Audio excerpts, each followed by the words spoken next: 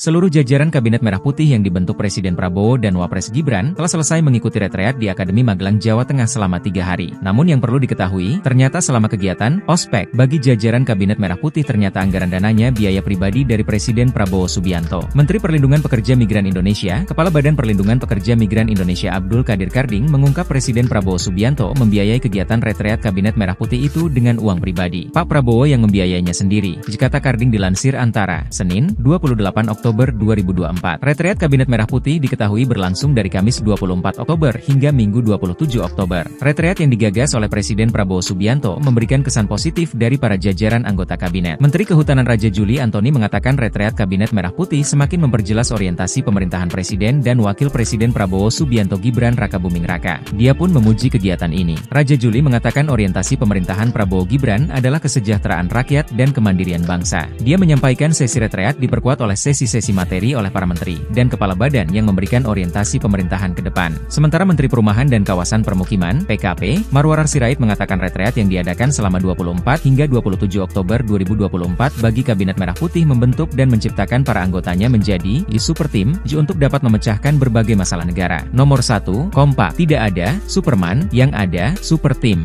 Semua itu anak buah presiden, tidak ada yang jagoan sendirian. Semua koordinasi, kata Marwarar.